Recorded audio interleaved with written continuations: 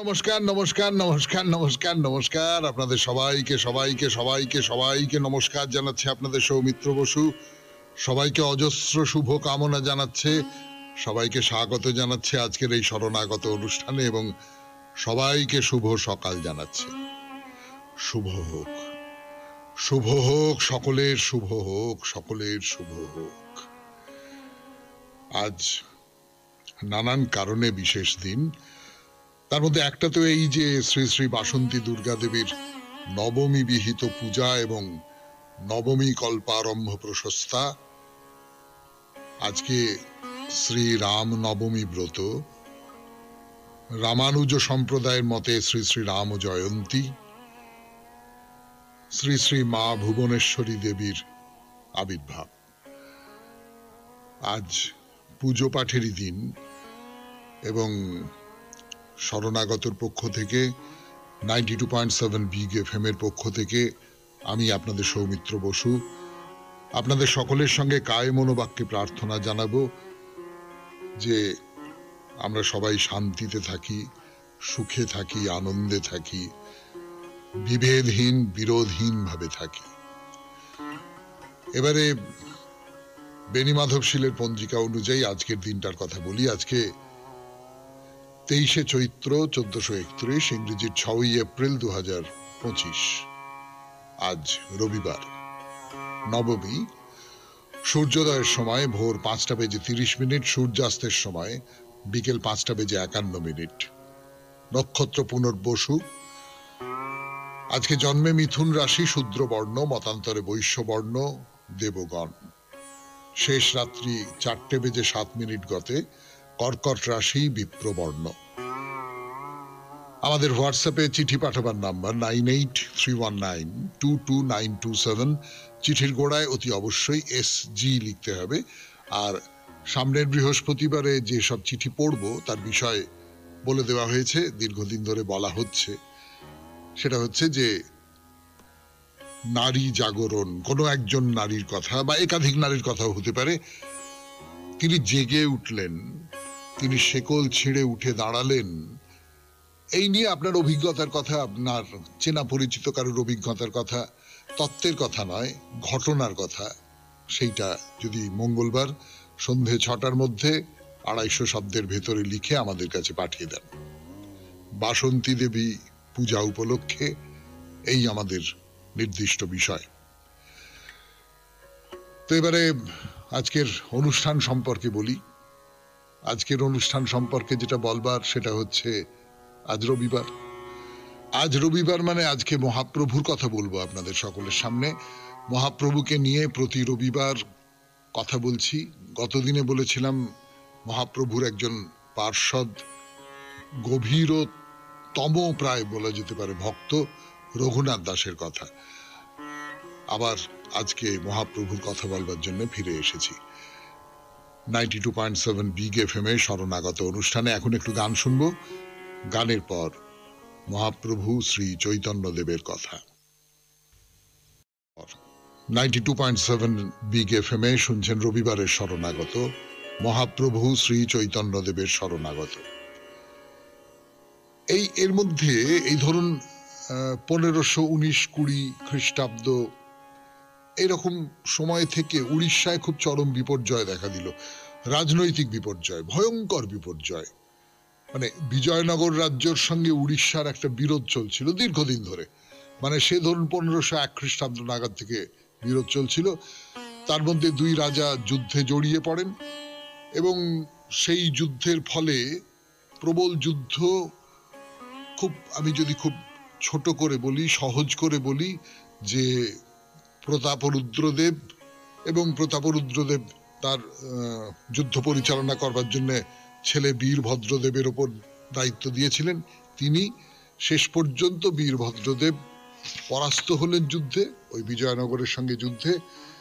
এবং সেই যুদ্ধের যে ফল দাঁড়ালো তাতে করে বীরভদ্রদেবের মা চম্পা দেবীকে বন্দী করা হলো, বীরভদ্রদেব আত্মহত্যা করলেন এবং প্রতাপরুদ্রদেব বর্ষতা স্বীকার করলেন বিজয়নগরের রাজার এবং সন্ধির শর্ত অনুযায়ী রাজকন্যা জগন্মোহিনীর সঙ্গে সেই বিজয়নগরের রাজা কৃষ্ণদেব রায়ের বিয়ে হলো এবং গোদাবরীর যে দক্ষিণ ভাগের অংশ রাজা প্রতাপরুদ্রদেব যৌতুক হিসেবে বিজয়নগরের রাজাকে উপঢৌকন দিলেন বা দিতে বাধ্য হলেন।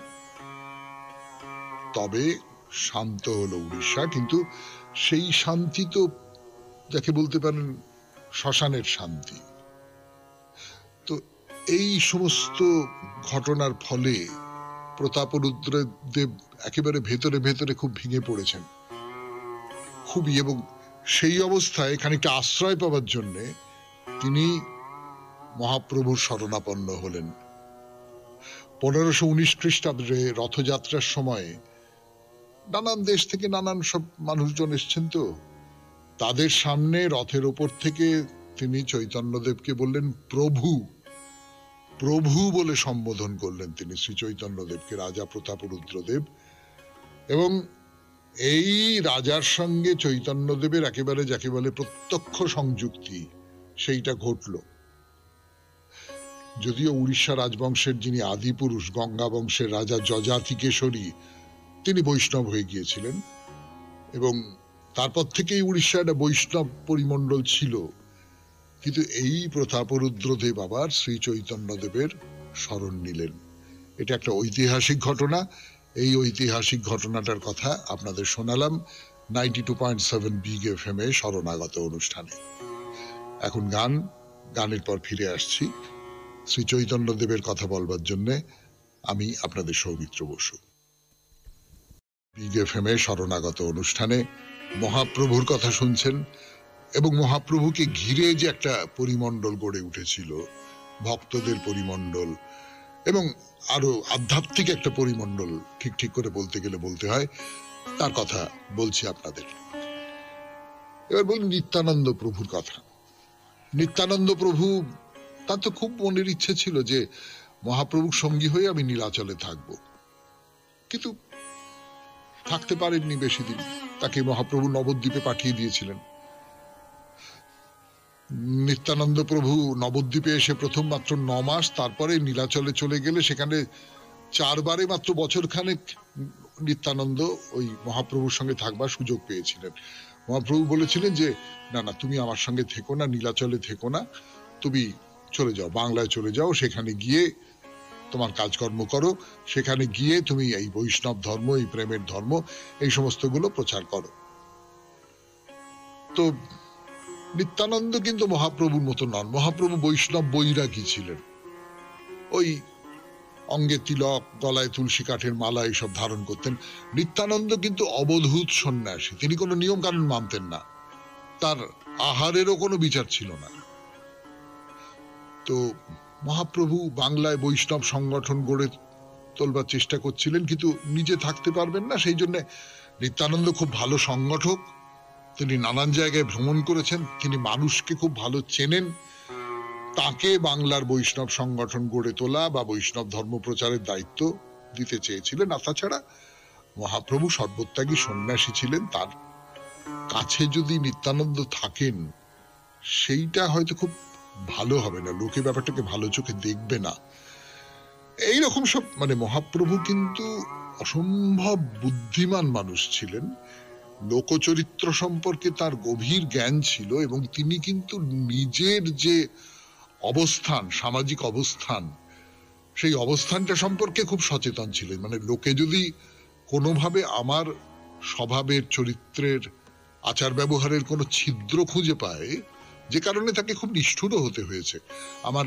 নিজের ব্যক্তিগতভাবে মনে হয় অন্যায় কারণেও নিষ্ঠুর হতে হয়েছে কখনো কখনো, আপনারা শুনেছেন সেসব কথা। কিন্তু লোকে কি বলবে, এইটা একজন লিডার যিনি, নেতা যিনি, তার কাছে একটা খুব গুরুত্বপূর্ণ ব্যাপার। কিন্তু তার ফলে তাকে অনেক কিছু সহ্য করে যেতে হয়, স্বীকার করতে হয়, মেনে নিতে হয়। তো নিত্যানন্দ মহাপ্রভুর কথা 92.7 বিগ এফএম এ শরণাগত অনুষ্ঠানে শুনছেন। আমি আছি আপনাদের সঙ্গে, আপনাদের সৌমিত্র বসু। ফিরে আসছি গানের পর। 92.7 বিগ এফএম এ শরণাগত অনুষ্ঠানে নিত্যানন্দ প্রভুর কথা বলছি।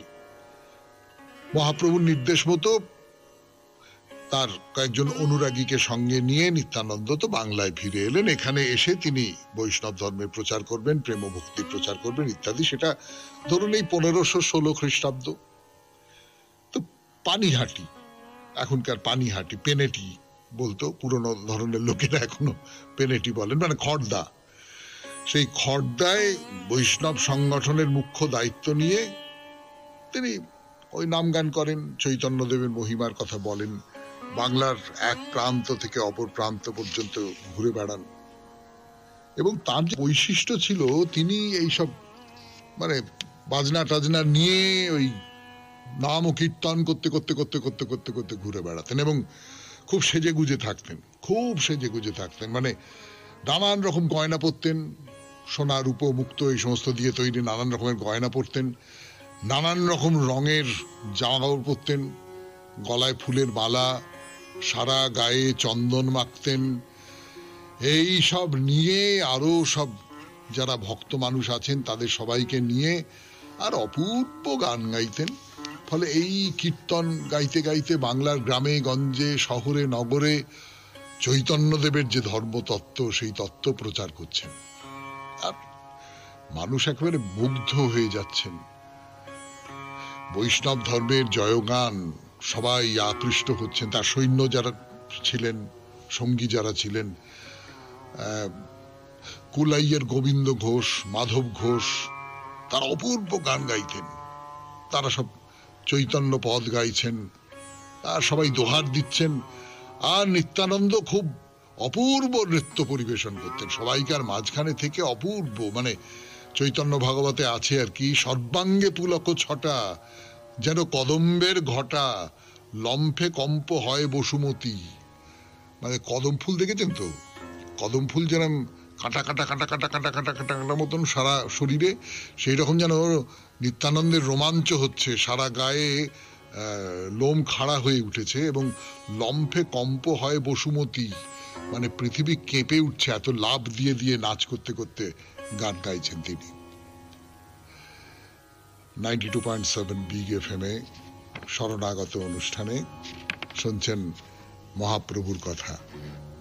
আরো কথা বলবার জন্য ফিরে আসছি গানের পর।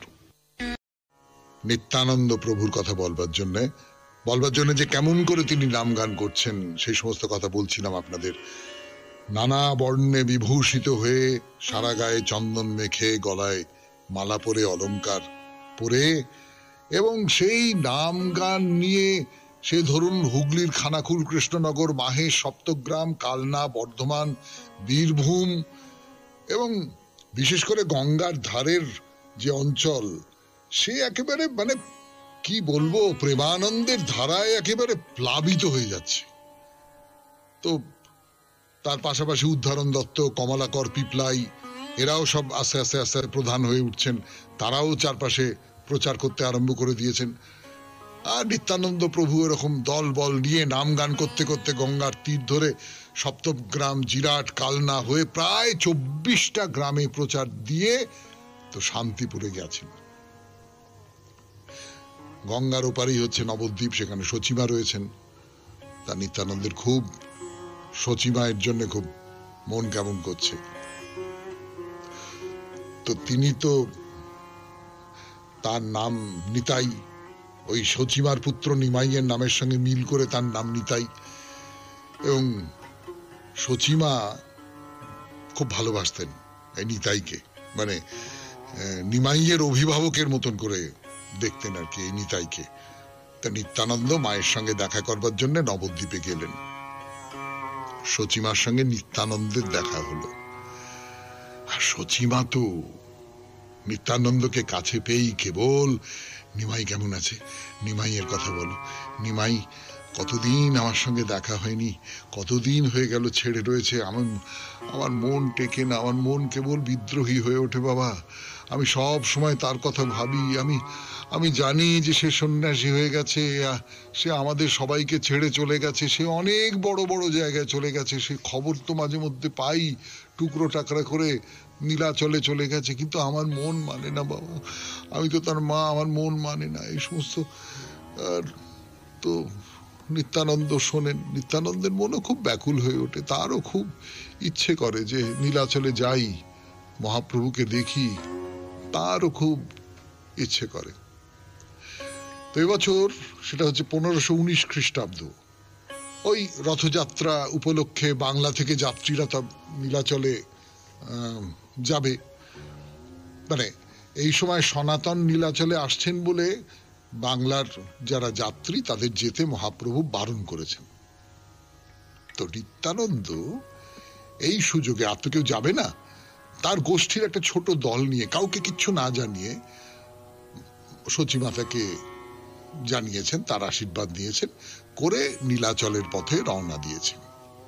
আর ছোট্ট একটা দল এই মহাপ্রভুর নাম গুণগান করতে করতে করতে করতে নাচতে নাচতে নাচতে নাচতে যাচ্ছেন। এবং এই যে নিত্যানন্দ, তিনি ওই রকম করে সেজেছেন, ওই রকম চন্দন পড়েছেন, অলংকার, নানান রঙের বেশভূষা, এবং খুব খুব আকর্ষণীয় একজন মানুষ ছিলেন, খুব সম্মোহনী একজন ব্যক্তিত্ব ছিলেন। তো পথ চলতি বহু মানুষ প্রেমে উদ্বুদ্ধ হয়ে তাদের অনুসরণ করতে করতে করতে করতে যাচ্ছেন। এইভাবে যেতে যেতে দীর্ঘ পথ পার হয়ে নীলাচলের কাছাকাছি কমলপুর বলে একটা জায়গা আছে, সেইখানে পৌঁছেছেন। ওই দূরে জগন্নাথ দেবের মন্দির দেখা যাচ্ছে। তাই জগন্নাথ দেবের মন্দির দেখেই একেবারে তারা প্রেমে উদ্বেল হয়ে উঠলেন। এই তো দেখা হবে, জগন্নাথ দেবের মন্দির দেখতে পাচ্ছি, এইবার মহাপ্রভুর সঙ্গে দেখা হবে, দেখা হবে। কতক্ষণ ধরে সেইখানে দাঁড়িয়ে নৃত্য গীত করছেন, দুহাত তুলে জয় জগন্নাথ, জয় জগন্নাথ বলে চিৎকার করতে করতে সামনে এগিয়ে গিয়ে পথের ধারেই একটা ফুলের বাগান আছে, সেইখানে বসে বিশ্রাম করছেন। মহাপ্রভু জানতে পেরেছেন নিত্যানন্দ দলবল নিয়ে আসছেন, কমলপুরের বাগানে বিশ্রাম নিচ্ছেন। এবার কি হবে বলবার জন্য আপনাদের সৌমিত্র বসু ফিরে আসছে একটু গান শুনিয়ে, তারপর 92.7 বিগ এফএম এ শরণাগত অনুষ্ঠানে। প্রভু শুনতে পেয়েছেন যে নিত্যানন্দ তার দলটল নিয়ে চলে এসেছেন কমলপুরের কাছে, একটা ফুলের বাগান, সেইখানে আছেন। তা মহাপ্রভু আর দেরি না করে, কাউকে কিছু না বলে নিজের বাসা থেকে বেরিয়ে সোজা তাদের কাছে গিয়ে হাজির। এই দুজন, নিত্যানন্দ আর মহাপ্রভু, দুজন দুজনকে দেখতে পেলেন, একেবারে দুজনে দুজনকে আলিঙ্গন করেছেন, জড়িয়ে ধরেছেন। ক্ষণে দুই প্রভু করে প্রেম আলিঙ্গন, ক্ষণে গলা ধরি করে আনন্দ ক্রন্দন। তো এর আগে মহাপ্রভু বাংলা থেকে যারা আসেন, প্রতি রথযাত্রাতেই তো আসেন, তাদের কাছে শুনেছেন যে নিত্যানন্দ কিরকম ভাবে বৈষ্ণব ধর্ম প্রচার করছেন, কতখানি নিষ্ঠার সঙ্গে এবং কতখানি মানে প্রাণের সঙ্গে, প্রাণ হই হই করতে করতে যাকে বলে, প্রাণ চাঞ্চল্য যাকে ভালো কথায় বলে, সেই রকম করে তিনি চারপাশে প্রেমের ধর্ম প্রচার করছেন। তো তিনি এখন নিত্যানন্দকে পেয়ে তাকে জড়িয়ে ধরে বলছেন, তুমি নিত্যানন্দ মূর্তিমান, শ্রী বৈষ্ণব ধাম, তুমি ঈশ্বর অনন্ত, তুমি বাংলায় নীচ জাতি পতিত অধম সকলকে উদ্ধার করেছো নিত্যানন্দ, তুমি বণিক সমাজে ভক্তির প্লাবন বইয়ে দিয়েছো, তুমি মূর্তিমন্ত রসময়, তুমি কৃষ্ণ অবতার। আমি তোমাকে তিন সত্য করে বলি নিত্যানন্দ, যে তোমাকে প্রীতি করে কৃষ্ণ তাকে কৃপা করবেন, এ আমার দৃঢ় বিশ্বাস নিত্যানন্দ। তো এইরকম করে বলছেন মহাপ্রভু। নিত্যানন্দ তো তার কথা শুনে লজ্জা করছে, তো মানে তিনি মহাপ্রভুকে বলছেন, তুমি তুমি তুমি যে আমার প্রভু, তুমি আমার প্রভু, সেই জন্যে তুমি খুব স্নেহ করো আমাকে, সেই জন্য আমাকে এত ভালো ভালো ভালো ভালো সব কথা বলছো। আমার প্রতি তুমি যে আচরণই দেখাও, আমার মন প্রাণ সব সব সব কিছুর ঈশ্বর তুমি। আমি এইটা একেবারে ভেতর থেকে বিশ্বাস করি যে তুমি আমার ঈশ্বর। আমি আমার জীবন সত্তার সবটুকু তোমার পায়ে দিয়ে একেবারে নিশ্চিন্ত হয়ে আছি। প্রভু, আমি যখন দণ্ড ধারণ করে আমার যে সংকল্পিত পথ তাতে এগিয়ে যেতে চেয়েছিলাম, তুমি তো আমাকে বাধা দিয়েছিলে, তুমিই তো আমাকে তাপস ধর্ম ত্যাগ করিয়েছ, তুমিই তো আমাকে এই সমস্ত উপকরণে সাজিয়ে কৃষ্ণের সেবায় নিয়োগ করেছ। হ্যাঁ, তুমি তুমি তো আমাকে সন্ন্যাস ধর্ম থেকে ছাড়িয়ে নিয়ে এসে নতুন সাজে সাজিয়েছ। চারপাশের লোকজন তাই দেখে হেসেছিল, কিন্তু আমি বিশ্বাস করেছিলাম তুমি যেটা চাইছো সেটাই ঠিক। তো আমি আমি তোমার ইচ্ছে পালন করে যাই, এইটা, এর বাইরে আমার আর কিচ্ছু করার নেই। শুনছেন রবিবারের শরণাগত, মহাপ্রভুর শরণাগত 92.7 বিগ এফএম এ আমি আছি আপনাদের সঙ্গে, আপনাদের সৌমিত্র বসু। সঙ্গে মহাপ্রভুর দেখা হয়েছে, নীলাচলে দুজনের সঙ্গে দুজনের দেখা হয়েছে। তো চারপাশে আরো লোকজন রয়েছে, আড়ালে আড়ালে আড়ালে যেতে হবে, আড়ালে যেতে হবে। এই যে কথাবার্তা, এই যে মিলন, এই যা কথা বলতে ইচ্ছে করছে, এইসব কথা সকলের সামনে হয় না, নির্জনে দুজনে মুখোমুখি হওয়া দরকার। তো তিনি বললেন যে এসো এসো এসো এসো, নির্জনে এসো, নির্জনে এসো বলে নির্জনে নিয়ে গিয়ে আদর করে বললেন, তুমি তুমি ক্ষোভ করো না, কোনো সংকোচ করো না, তোমার মনের মধ্যে যেন আমার ব্যাপারে কোনো সংকোচ যেন তোমার মনের মধ্যে স্থান না পায়। এই নবধা ভক্তিকে তুমি তোমার অঙ্গের ভূষণ করেছো। আমি তো তোমার মধ্যে শুধু ভক্তি রস ছাড়া আর কোনো কিছু পাই না। ও আপনাদের এই প্রসঙ্গে ছোট্ট করে বলে রাখি, এই যে নবধা ভক্তির কথা বললাম, এই নবধা ভক্তি স্মরণ ব্যাপারটা হচ্ছে, এর মধ্যে আছে কীর্তন, মনন, বন্দন, পদসেবন, দাস্য, সখ্য, পূজন, আত্মনিবেদন। এই হলো নবধা ভক্তি। আরেকবার বলি, স্মরণ, কীর্তন, মনন, বন্দন, পদসেবন, দাস্য, সখ্য, পূজন, আত্মনিবেদন। তো বলছেন যে ব্রজে নন্দরাজার গোষ্ঠীতে যে প্রেমরসের প্রবাহ বয়ে যায়, আমি যে তোমার মধ্যে সেইটা অনুভব করি গো নিত্যানন্দ। তোমার সখাদের দেখলে আমার শ্রীদাম, সুদাম, সুবলের কথা মনে পড়ে। তোমার এই যে রূপ, তোমার প্রেম, তোমার আচরণ, এই সমস্তর মধ্যে আমি ব্রজগোপীদের দেখতে পাই। ব্রজগোপীদের যে ভক্তি, সেইটা তোমার মধ্যে দিয়ে মূর্ত হয়ে উঠেছে নিত্যানন্দ। এগুলোই তোমার অঙ্গের অলংকার। তো নিত্যানন্দ খুব ভালো লাগছে তার, একেবারে মানে সুখের সাগরে ভাসছেন যাকে বলে। তো এরকম অনেক কথা হলো দুজনের মধ্যে, অনেক ভালোবাসার আদান প্রদান হলো। তারপরে মহাপ্রভু তো নিজের বাড়িতে চলে গেলেন। নিত্যানন্দ তার সঙ্গী যারা ছিলেন তাদের নিয়ে সোজা ওই টোটা গোপীনাথে গদাধরের কাছে গেলেন। তো গদাধর তো আপনারা জানেন, তার কথা বলেছি বহুবার, যে মহাপ্রভুর ইচ্ছে অনুযায়ী ক্ষেত্র সন্ন্যাস নিয়ে গোপীনাথের সেবা করছেন। নিত্যানন্দ তার কাছে এসে দেখলেন তিনি তখন ভাগবত পাঠ করছেন। তো নিত্যানন্দ এসেছেন, গদাধর দেখলেন নিত্যানন্দ তাড়াতাড়ি ভাগবত বন্ধ করে তাড়াতাড়ি ছুটে এসেছেন নিত্যানন্দের কাছে, একেবারে জড়িয়ে ধরে আলিঙ্গন করছেন। কি আনন্দ নিত্যানন্দ, কতদিন বাদে তোমাকে দেখলাম, কি আনন্দ। 92.7 বিগ এফএম এ শরণাগত অনুষ্ঠান শুনছেন, রবিবারের শরণাগত। আমি আছি আপনাদের সঙ্গে, আপনাদের সৌমিত্র বসু। ফিরে আসছি গানের পর।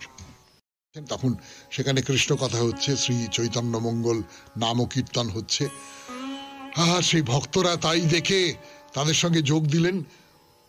তো নিত্যানন্দ ওই গোপীনাথের সেবার জন্য বাংলা থেকে 1 মণ চাল, ভালো চাল, সরু চাল, আর একটা বেশ রঙিন বস্ত্র নিয়ে এসেছেন। তো নিত্যানন্দ গদাধরকে বললেন যে নাও, এগুলো বাংলা থেকে এনেছি তোমার জন্যে, গোপীনাথের জন্য, তুমি নাও। তো গদাধর সেই রঙিন যে বস্ত্র সেটা গোপীনাথের দিব্য অঙ্গে জড়িয়ে দিলেন, আর বললেন এই যে চাল, বাহ ভারী সুন্দর চাল, খুব সরু চাল, খুব, তো এই গোপীনাথের সেবা হবে এই চাল দিয়ে। তো আর কি কি হবে, মন্দিরের পাশেই তেঁতুল গাছ রয়েছে, তার পাতা পাড়ো, পেড়ে চাটনির ব্যবস্থা হোক, তেঁতুল পাতা চাটনি। তা গোপীনাথকে ভোগ সমর্পণ করে মন্দিরের চত্বরে পাতা বিছিয়ে সবাইকে ভোগের প্রসাদ ভিক্ষে দেওয়ার ব্যবস্থা হচ্ছে। তা সবাই খুব খুব আনন্দ। পরিবেশন শুরু হতে যাচ্ছে, এমন সময় দেখা গেল মহাপ্রভু হরে কৃষ্ণ হরে কৃষ্ণ হরে কৃষ্ণ হরে কৃষ্ণ হরে কৃষ্ণ হরে কৃষ্ণ নাম করতে করতে করতে করতে আসছে। গদাধর, গদাধর। বাইরে থেকে গদাধরের নাম উচ্চারণ করে মন্দিরের অঙ্গনে প্রবেশ করলেন। আর গদাধর তো মহাপ্রভুর গলার আওয়াজ শুনতে পেয়েই তাড়াতাড়ি তার সামনে গিয়ে তার পা ধরে চরণ বন্দনা করছেন। মানে গোপীনাথের মন্দিরের এই যে অঙ্গন, সেই অঙ্গনে যেন কি আনন্দের ঢেউ বইছে আর কি। কিন্তু মহাপ্রভু তো রাগ করেছেন। তিনি বললেন, গদাধর, তুমি এমন নিমন্ত্রণে আমাকে বাদ দিলে কেন? আমি তো তোমাদের দুজনের থেকে আলাদা কিছু নই। তুমি এইরকম একটা আয়োজন করেছো তোমার মন্দিরে, তাতে করে আমাকে ভিক্ষে দেবার জন্য আহ্বান করলে না কেন? সবাইকে দিচ্ছ, আমাকে বাদ দিলে কেন? তুমি যদি আমাকে ভিক্ষা না দাও আমি জোর করে খাবো। নিত্যানন্দ চাল এলেছে, তুমি রেঁধেছ, গোপীনাথকে প্রসাদ দিয়েছ, সেখানে যেন আমার পুরো ভাগ থাকে। মজা করছেন আর কি, মজা করে রাগ দেখাচ্ছেন। 92.7 বিগ FM এ রবিবারের শরণাগত। আমি আছি আপনাদের সঙ্গে, আপনাদের সৌমিত্র বসু। তপস্যা করা, কৃচ্ছতা সাধন করা তাই নয়, ধর্মের অনুসারী যারা যারা এরকম ধর্মের সাধক, তারা কিন্তু নিজেদের মধ্যে নানান রকমের মজা করেন। ভালোবাসা থেকে যে সমস্ত মজা তৈরি হয়, সেই সমস্ত মজাও মহাপ্রভু এই গদাধর বলুন, নিত্যানন্দ বলুন, এদের সকলের সঙ্গে করছেন। তা যখন বলছেন যে সবাইকে নেমন্তন্ন করেছো আর আমাকে করনি কেন, আমি জোর করে খাবো, তখন গদাধর তো খুব লজ্জা টজ্জা পেয়ে গেছেন। মহাপ্রভুকেও প্রসাদ দিচ্ছেন। গদাধর মহাপ্রভুকে প্রসাদ নিবেদন করতে গেলে তিনি বললেন যে এই প্রসাদটা 3 জনের জন্য ভাগ করো, আমি সবাইকার সঙ্গে এক পংক্তিতে বসে খাবো। তো খেলেন, খেয়ে বললেন, বাহ বাহ, বড় ভালো রান্না হয়েছে, বড় ভালো খেয়েছি, খুব ভালো খেয়েছি বলে খুব রান্নার সুখ্যাতি টুখ্যাতি করে তাদের কাছ থেকে বিদায় নিয়ে নিজের বাসায় চলে গেলেন। কতক্ষণে প্রভু সব করিয়া ভক্ষণ চলিলেন, পাত্র লুট হইল তখন। মহাপ্রভু যেই না চলে গেছেন, তার যে পাতে সবাই মিলে হুড়মুড় করে এসে পড়েছে তার প্রসাদ খাবে বলে। তো যাই হোক, নিত্যানন্দ সঙ্গীদের নিয়ে এই যমেশ্বর টোটায় আশ্রয় নিলেন। প্রভু মাঝে মাঝেই চলে আসতেন, নিত্যানন্দের সঙ্গে দেখা করবার জন্য চলে আসতেন, গদাধরের সঙ্গে দেখা করবার জন্য চলে আসতেন। এই আস্তে আস্তে আস্তে আস্তে চৈতন্যদেবের শরীরে মনে নানান রকম সব পরিবর্তন হতে শুরু করেছে। সব সময় তার চিন্তা বলুন, ভাবনা বলুন, আচরণ বলুন, একটা অন্য রকমের কিছু পাওয়া যাচ্ছে, একটা দিব্য অনুভূতির প্রকাশ ঘটছে। যারা তার সর্বক্ষণের সঙ্গী, তারা সেটা বুঝতে পারছেন যে চৈতন্যদেব ঠিক আগের মতো নেই, তিনি অনেকটা পাল্টাচ্ছেন, পাল্টে যাচ্ছেন। কখনো খুব একটা উদাস, একটা আকুলতা তার ভেতরে, কখনো আবার খুব ব্যাকুল হয়ে উঠছেন, কৃষ্ণকে পেলাম না, কৃষ্ণকে পেলাম না, কৃষ্ণের ভালোবাসা পেলাম না বলে সে খুব ব্যাকুল হয়ে উঠছেন। সেই সময়ে যেন তিনি আর তার মধ্যে নেই, তিনি যেন কি তিনি একেবারে কখন কি করে বসবেন তার কোনো ঠিক ঠিকানা নেই। এইরকম যখন মহাপ্রভুর মানসিক অবস্থা, সেই সময় তার পরম গুরু মাধবেন্দ্র পুরীর শিষ্য রামচন্দ্র পুরী নীলাচলে এসেছেন। তো তিনি বেশ কিছুদিন ধরে ভাবছিলেন যে নীলাচলে যাই, গিয়ে শ্রী চৈতন্যদেব, পরমানন্দ পুরী এদের সান্নিধ্যে একটু থাকি। ঈশ্বরপুরী, কেশব ভারতী, পরমানন্দ পুরী এরা সবাই রামচন্দ্র পুরীর গুরু ভাই। কাটোয়ায় শ্রী চৈতন্যদেবের সন্ন্যাস যখন নেন, কাটোয়ায় বলেছিলাম আপনাদের, এরা সবাই সেই অনুষ্ঠানে ছিলেন, কেশব ভারতীর আশ্রমে ছিলেন, তখন সেই অনুষ্ঠানে ছিলেন। তো মহাপ্রভু তাকে খুব ভক্তি শ্রদ্ধা করতেন, যে পরম গুরুদেবের শিষ্য, দীক্ষা গুরু, সন্ন্যাস গুরুদের সতীর্থ। তবে কিছুদিন হলো মাধবেন্দ্র পুরী ওই রামচন্দ্র পুরীর ওপর একটু রুষ্ট হয়েছিলেন এবং তাকে মঠ থেকে বার করে দিয়েছিলেন। তো রামচন্দ্র পুরী নানান জায়গায় ঘুরে ঘুরে ঘুরে ঘুরে বেড়াচ্ছেন। তো তিনি এবার নীলাচলে এসেছেন, পুরুষোত্তম ক্ষেত্রে এসেছেন। শুনছেন মহাপ্রভুর কথা 92.7 বিগ এফএম এ শরণাগত অনুষ্ঠানে। আরো একটু বলবো কথা আজকের মতো। আমি আপনাদের সৌমিত্র বসু, ফিরে আসছি গানের পর। এলাম 92.7 বিগ এফএম এ রবিবারের শরণাগত অনুষ্ঠানে। আমি আছি আপনাদের সঙ্গে, আপনাদের সৌমিত্র বসু। বলছিলাম রামচন্দ্র পুরী, মাধবেন্দ্র পুরী তাকে আশ্রম থেকে একেবারে আমাদের ভাষায় তাড়িয়ে দিয়েছেন বলা যেতে পারে। তো রামচন্দ্র পুরী ঘুরে ঘুরে ঘুরে ঘুরে বেড়াচ্ছেন, করতে করতে নীলাচলে এসেছেন। তা মহাপ্রভু একদিন গম্ভীরার দাওয়ায় বসে, ভক্তরা রয়েছেন, বসে আছেন, ইষ্টকোষ্ঠী করছেন। তো একজন আশ্রমিক এসে তাকে খবর দিলেন যে রামচন্দ্র পুরী আপনাকে দর্শন করতে চান, বাইরে অপেক্ষা করছেন। তো মহাপ্রভু শুনে তাড়াতাড়ি উঠে বাইরে গিয়ে রামচন্দ্র পুরীকে দেখতে পেলেন, গিয়ে সাষ্টাঙ্গে প্রণাম করলেন। পুরী তাকে তুলে ধরে আলিঙ্গন করলেন। এর মধ্যে পরমানন্দ পুরীও বাইরে বেরিয়ে এসেছেন, তিনিও তাকে প্রণাম করেছেন। তো রামচন্দ্র পুরী কৃষ্ণ কৃষ্ণ কৃষ্ণ কৃষ্ণ বলে তাকেও আলিঙ্গন দিলেন। এবং সন্ন্যাসীরা শাস্ত্রবিধি অনুযায়ী নিজেদের মধ্যে কাউকে সাধারণত প্রণাম বা আশীর্বাদ করেন না। তবে পরমানন্দ পুরী এবং রামচন্দ্র দুজনেই একই গুরুর শিষ্য তো, এবং রামচন্দ্র পুরী যে দীক্ষা গ্রহণ করেছিলেন যে অনুষ্ঠানে, সেইটা পরমানন্দ পুরীর দীক্ষা গ্রহণের আগে হয়েছিল।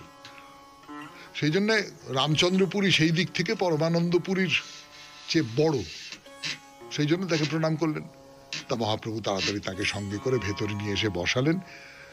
এবং কিছুক্ষণ পরে জগদানন্দ এসেছেন, এসে বললেন যে আমি আপনাকে আপনার সেবার জন্য ব্যবস্থা করছি, আপনি আসুন আসুন আমার বাসায় আসুন। তো জগদানন্দেরও খুব ভালো লাগছে, এই রকমের একজন সন্ন্যাসী তিনি এসেছেন আমার ঘরে, কত আনন্দ। তো তিনি রামচন্দ্র পুরীকে খুব আদর যত্ন করে সব থালা টালা সাজিয়ে তাকে বললেন যে আপনি আহার করুন। কিন্তু রামচন্দ্র পুরীর একটা গন্ডগোল ছিল। সে গন্ডগোলটা হচ্ছে, তিনি বৈদান্তিক সন্ন্যাসী, খুব বৈষ্ণব বিদ্বেষী এবং বিশ্ব নিন্দুক। এইরকম একজন মানুষকে ঘরে নিয়ে এসেছেন জগদানন্দ। তারপরে কি হলো সেটা বলবার সময় তো আজকে আর নেই। আগামী রবিবার আবার এইখান থেকে কথা শুরু করব। রামচন্দ্র পুরী, জগদানন্দ মহাপ্রভু, এদের নিয়ে কথা হবে আগামী রবিবার। কথা শুরু হবে 92.7 বিগ এফএম এ শরণাগত অনুষ্ঠানে। আজকের মতো তাহলে শরণাগত এখানেই শেষ করি। আমাদের হোয়াটসঅ্যাপে চিঠি পাঠাবার নাম্বার 9831922927। চিঠির গোড়ায় অতি অবশ্যই SG লিখতে হবে। আর সামনের বৃহস্পতিবারে আপনাদের চিঠিপত্রের বিষয় নারী জাগরণ, নারীর জেগে ওঠা নিয়ে কোনো কাহিনী, কোনো ঘটনার কথা আপনারা একটু 250 শব্দের মধ্যে লিখে মঙ্গলবার সন্ধে 6টার মধ্যে আমাদের দপ্তরে পৌঁছে দিন। আর কি, খুব ভালো থাকবেন, আনন্দে থাকবেন। নমস্কার নমস্কার নমস্কার নমস্কার নমস্কার নমস্কার আপনাদের সবাইকে।